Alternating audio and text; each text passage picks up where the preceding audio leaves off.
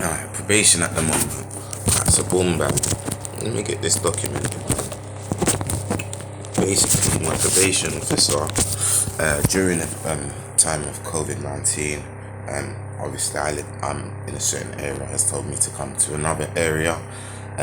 Previous to this, he'd just taken over my case. I think I was late, or we had a dispute about actual appointment date, and he just started forcefully telling me about warnings and last warnings and things like that, like without any sort of like introduction or whatever.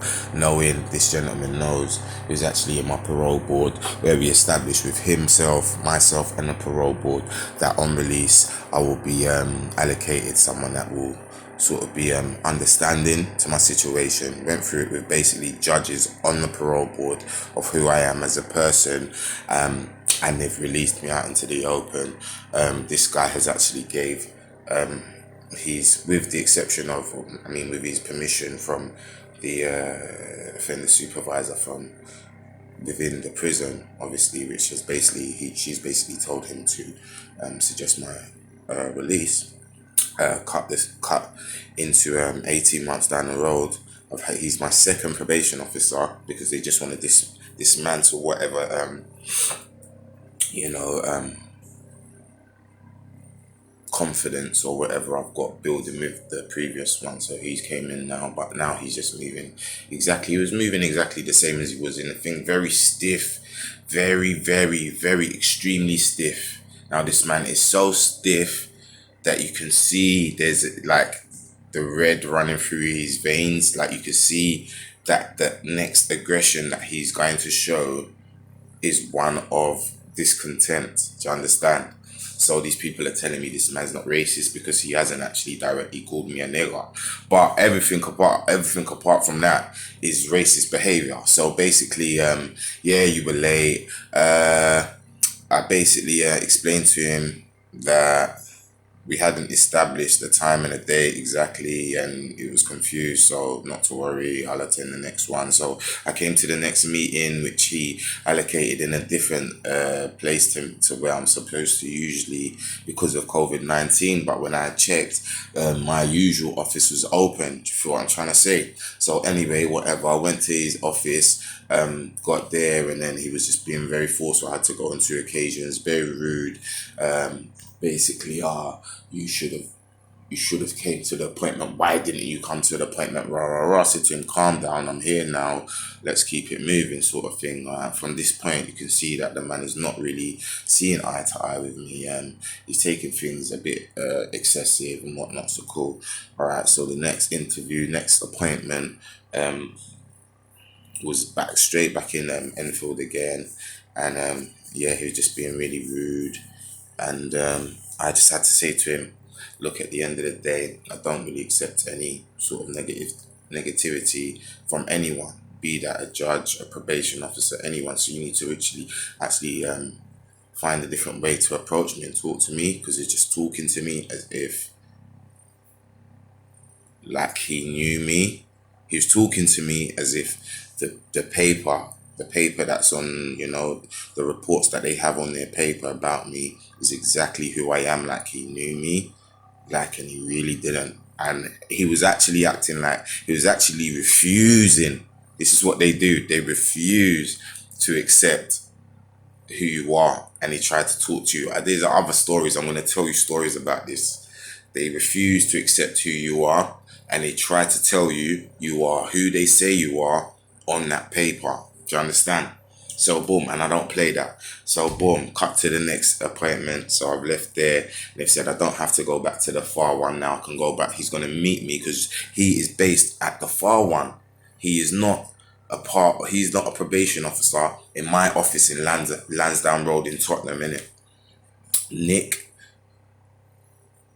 whatever your name is, is not a probation officer usually in my one. He's usually one in Enfield in the office, innit? But for some reason they've made him deal with me, right? So okay, cool. We're not really seeing eye to eye. He's come down, and then what's the third appointment now? What's the issue? Basically, alright, no, we got time. Listen, this man has made up so much noise. I said to him, look, I'm not in it. I'm not in none of this nonsense, right? I've been on probation for years and years. You lot don't do nothing except try and agitate niggas. Cool. I'm not on it. I'm not trying to give you any information, and I don't need your help. So he said to me, boom, if you like, it's me personally. So if you need my help, yeah, like come and ask me for some help. Boom. Next appointment, I need my passport signed off.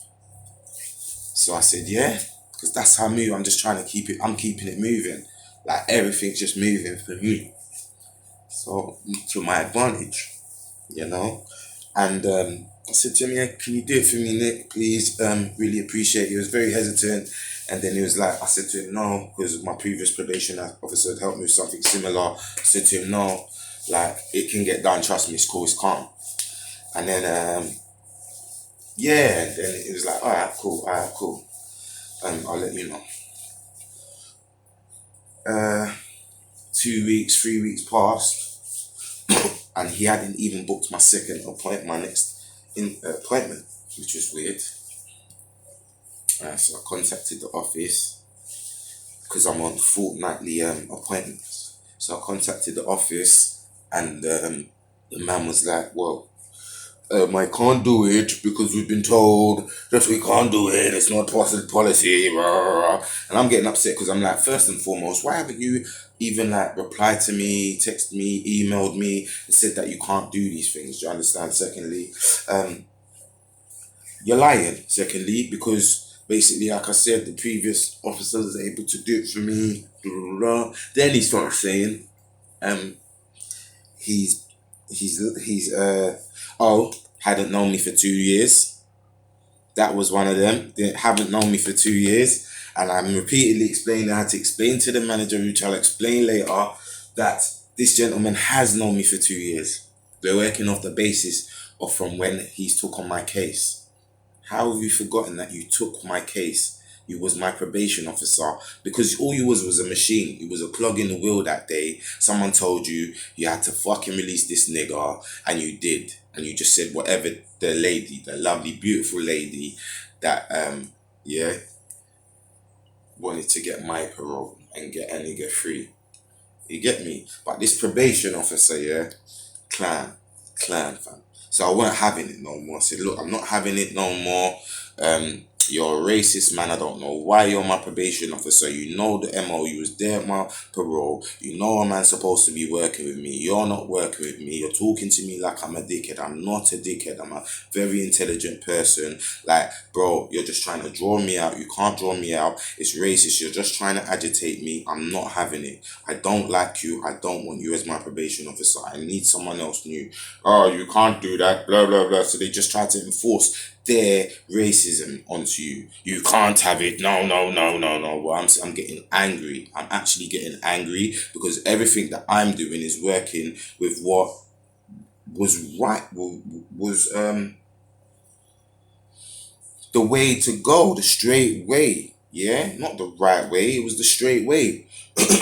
So that's what we're supposed to do. Do you get what I mean? But these lot always want to fucking swing it to the right. Am I right? And make everything right. Yeah? But fucking, they're in the wrong. They're in the wrong. So I stayed my ground. Obviously, I've went to another appointment. Just had to speak because he wasn't there.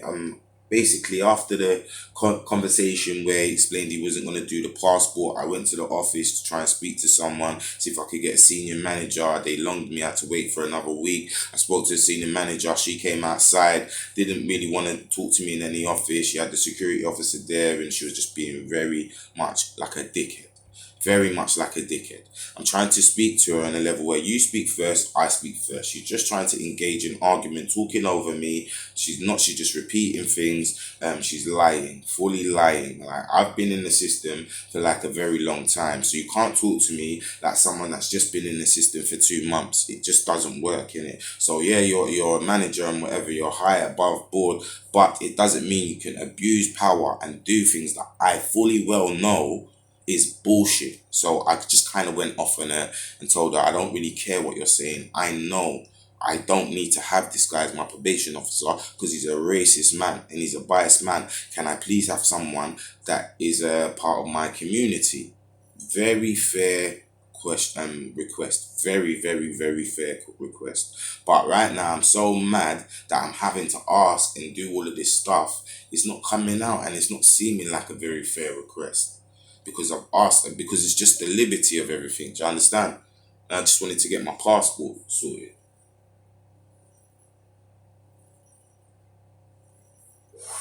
No, you can't. No, you can't. No, you can't. It can't happen.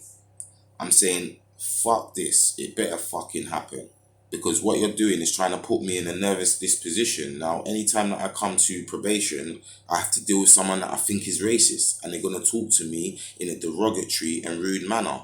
This is it. This is a part of the reason why my ass got recalled the last time. No excuses. It was me and my weakness, but there were catalysts and straws that broke the camel's back. Man ain't no camel, blood. Do I look like a camel a little bit? But fucking basically, the system is nonsense, bruv. A lot of you people ain't been in the system, in this probational system. You might have had a little supervision order.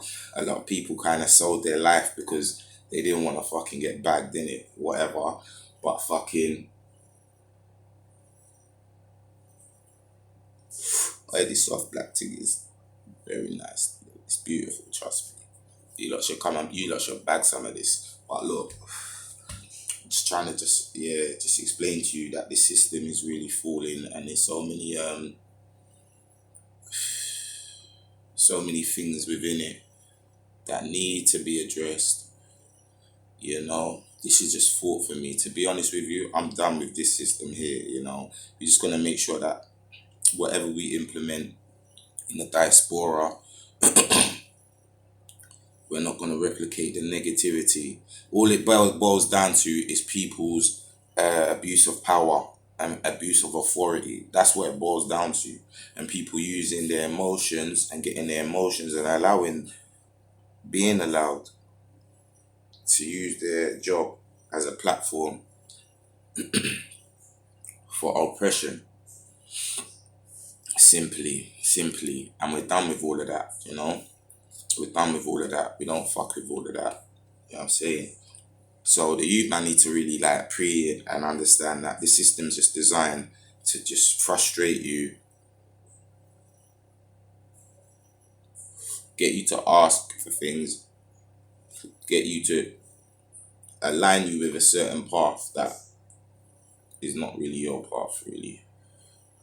You know what I'm saying? So yeah, for the youth, then you need to find your path. Look in yourself and ask yourself. It's right there. You're just not listening to the whispers or whatever. But yeah, boom, that's a minute. So it's been 13 of them. So yeah, that's magic. You get me? Love, you don't know the thing.